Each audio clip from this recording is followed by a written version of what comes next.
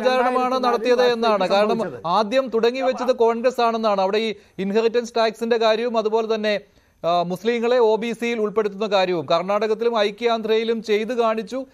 അത് പ്രകടന പത്രികയിൽ ഇല്ലെങ്കിലും അത് നയമാണ് എന്നുള്ള കാര്യം തുറന്നു കാട്ടുകയാണ് പ്രധാനമന്ത്രി ചെയ്യുന്നതെന്ന്. അല്ല, ഒന്ന് ആമുഖമായിട്ട് പറയാനുള്ളത്, സാം പത്രോദ കോൺഗ്രസിന്റെ ഒരു നേതാവല്ല.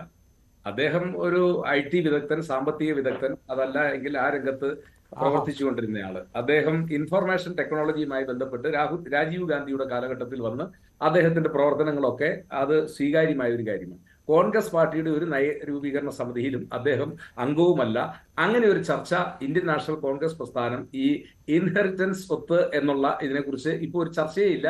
അത് തെരഞ്ഞെടുപ്പിൽ ഒരു ചർച്ചാ വിഷയമേ അല്ല. പിന്നെ ഇവിടെ അമിത്ഷാ അദ്ദേഹത്തിന്റെ ഇന്നത്തെ രാഹുൽ ജോഷിയുമായിട്ടുള്ള ഇന്റർവ്യൂവിൽ അദ്ദേഹം പറഞ്ഞത്, യാം ചുനാവ് മൈതാൻ മേ കോയി ലഡായി നെയ്, ഇവിടെ തെരഞ്ഞെടുപ്പിൽ മത്സരമില്ല, അതുകൊണ്ടാണ് പോളിംഗ് ശതമാനത്തിലെ കുറവുണ്ടായത്.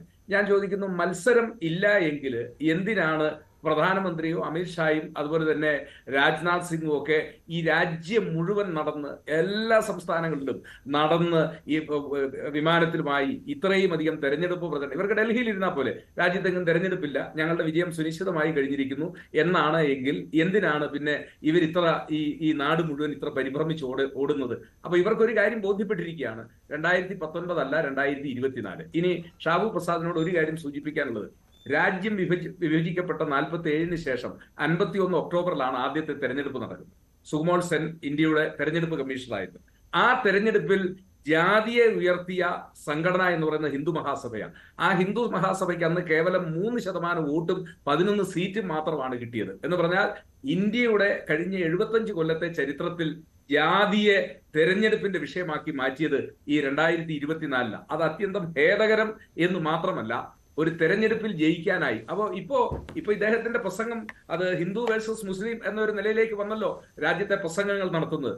ഞാൻ ചോദിക്കുന്നത്, ഈ ഏതെങ്കിലും രീതിയിൽ നിലവിലെ വിഭാഗങ്ങൾക്ക് കിട്ടുന്ന സംവരണം മാറ്റുമെന്നോ ഈ കാര്യങ്ങളൊന്നും കോൺഗ്രസിന്റെ പ്രകടന പത്രികയിൽ പറഞ്ഞിട്ടില്ലല്ലോ. അപ്പോ ഭൂരിപക്ഷ വർഗീയതയെ ആളിക്കത്തിക്കുന്നതിന് വേണ്ടി അവിടെ ഈ OBC സംവരണം അട്ടിമറിക്കുകയാണ് ചെയ്യുന്നതെന്നാണ്. OBC സംവരണം നിലവിലാക്കുകയാണോ സംവരണം കിട്ടുന്നത്? ഏതെല്ലാം വിഭാഗങ്ങൾ ഉണ്ടോ അവർക്ക് കിട്ടിക്കൊണ്ടിരിക്കുന്ന ആനുകൂല്യം അത് മതത്തിന്റെ പേരിൽ മാറ്റുന്നു. അതായത് നിലവിൽ എന്താണോ അതിനെ അട്ടിമറിക്കുന്നു. വന്നിട്ടില്ലല്ലോ, അങ്ങനെ ഒരു കാര്യം വന്നിട്ടില്ലല്ലോ. കർണാടകത്തിലെയും ഐക്യ ആന്ധ്രയിലെയും ഈ മുസ്ലിം സംവരണം ഇവർ പറയുന്നത് നിലവിലെ OBC സംവരണത്തിനോ അല്ലെങ്കിൽ OBC സംവരണത്തിൽപ്പെട്ട ആളുകൾക്കോ സംവരണത്തിൽ ഒരു കുറവും വരുന്നില്ലല്ലോ. അത് തന്നെയുമല്ല, സംവരണത്തിന്റെ കാര്യത്തിൽ സുപ്രീം കോടതി ഇപ്പോൾ തന്നെ കൃത്യമായ മാനദണ്ഡങ്ങൾ പുറപ്പെടുവിച്ചു കഴിഞ്ഞിട്ടുണ്ട്. സംവരണത്തിന്റെ ശതമാനം എത്രമാത്രം വരെ ആകാമെന്നുള്ള കാര്യത്തിലൊക്കെ വളരെ കൃത്യമായിട്ടുള്ള കാര്യങ്ങൾ പറഞ്ഞിട്ടുണ്ട്. അപ്പോ ഇവിടുത്തെ പ്രശ്നം എന്താണ്? ഇവിടെ ഞാൻ ആദ്യം പറഞ്ഞതുപോലെ ഹിന്ദു മുസ്ലിം ഒരു റിഫ്റ്റ് അല്ലെങ്കിൽ വേർതിരിവ് ഉണ്ടാക്കിക്കൊണ്ട് ഭൂരിപക്ഷത്തെ കൂടെ നിർത്തിക്കൊണ്ട് തെരഞ്ഞെടുപ്പിൽ ജയിക്കാം. കാരണം 1 ഫേസ് 2 ഫേസ് കഴിഞ്ഞപ്പോൾ ഇവർക്ക് കിട്ടിയിരിക്കുന്ന റിപ്പോർട്ട് ഇവർ ഉദ്ദേശിക്കുന്ന പോലെ എല്ലാ കാര്യങ്ങൾ പോകുന്നു. അപ്പോ പിന്നെ പ്രചരണം അത് തനി വർഗീയതയിലേക്ക് അങ്ങ് നീങ്ങുകയാണ്. ആ വർഗീയതയിലേക്ക് നീങ്ങുന്നത് ഇവിടെ ഇടതുപക്ഷത്തിന്റെ പ്രതിനിധി സൂചിപ്പിച്ചതുപോലെ ഒരു പ്രധാനമന്ത്രിയും അതോടൊപ്പം തന്നെ രാജ്യത്തിന്റെ ആഭ്യന്തരമന്ത്രിയും ഒക്കെ പ്രസംഗിക്കാൻ കഴിയുന്ന വാക്കുകളാണോ ഇവിടെ പറയുന്നത്? അല്ലല്ലോ. ഒരു വിഭാഗം ജനതയെ അവരെ പൂർണ്ണമായും നിരാകരിച്ചുകൊണ്ട് അവരെ മുഖ്യധാരയിൽ പോലും വേണ്ട എന്ന രീതിയിൽ അവരെന്തോ രാജ്യത്തിന്റെ ശത്രുക്കൾ ആണ് എന്നുള്ള നിലയിലുള്ള പ്രചരണങ്ങളല്ലേ നമ്മുടെ നാട്ടിൽ അഴിച്ചുവിടുന്നത്. അത് തന്നെയാണ് ഞാൻ പറഞ്ഞത്. 51-52 തെരഞ്ഞെടുപ്പിൽ പോലും ജാതിയെ ആസ്പദമാക്കിയോ ജാതി അടിസ്ഥാനത്തിലോ അല്ല ഇന്ത്യയിൽ തെരഞ്ഞെടുപ്പ്. അന്ന് ജാതിവാദങ്ങൾ ഉയർത്തിയ ആളുകളെ ഇന്ത്യയിലെ പൊതുസമൂഹം നിരാകരിക്കുകയാണ് ചെയ്തിട്ടുള്ളത്. അപ്പോ രാജ്യം സ്വാതന്ത്ര്യം പ്രാപിച്ച് 75 കൊല്ലം കഴിഞ്ഞപ്പോഴേക്കും കോൺഗ്രസ് രാജ്യത്തിന്റെ സ്വത്ത് മുസ്ലിങ്ങൾക്ക് ഭാഗിച്ചു നൽകാൻ പോകുന്നു, അല്ലെങ്കിൽ മുസ്ലിം പ്രീണനത്തിലേക്ക് പോകുന്നു എന്നൊക്കെ പറഞ്ഞ് ഒരു രാജ്യത്ത് വോട്ട് ചോദിക്കുന്നത്, ഷാബു പ്രസാദെ, നിങ്ങൾ കഴിഞ്ഞ 10 കൊല്ലക്കാലം വികസന അജണ്ടയെ മോദിയുടെ ഗ്യാരണ്ടി ഉണ്ടല്ലോ. എന്താ മിനിഞ്ഞാന്ന് മുതൽ 2ാമത്തെ ഫേസ് തെരഞ്ഞെടുപ്പ് കഴിഞ്ഞപ്പോ ഗ്യാരണ്ടി ഇല്ലല്ലോ. അപ്പൊ ഗ്യാരണ്ടിക്ക് ശേഷം മുസ്ലിം വിരുദ്ധത അല്ലെങ്കിൽ മുസ്ലിമിന് ഞങ്ങൾ CAA നടപ്പിലാക്കും, CAA നാളെ വന്നു കഴിഞ്ഞിരിക്കുന്നു. ഇതൊക്കെ അല്ലാതെ നിങ്ങൾ കഴിഞ്ഞ 10 കൊല്ലം നടപ്പിലാക്കിയ നിങ്ങളുടെ ആ വികസന അജണ്ട എന്തുകൊണ്ട് ഇന്ത്യയുടെ പ്രധാനമന്ത്രി ഇപ്പൊ തെരഞ്ഞെടുപ്പ് യോഗങ്ങൾ സംഭവങ്ങൾ പ്രസംഗിക്കുന്നില്ല.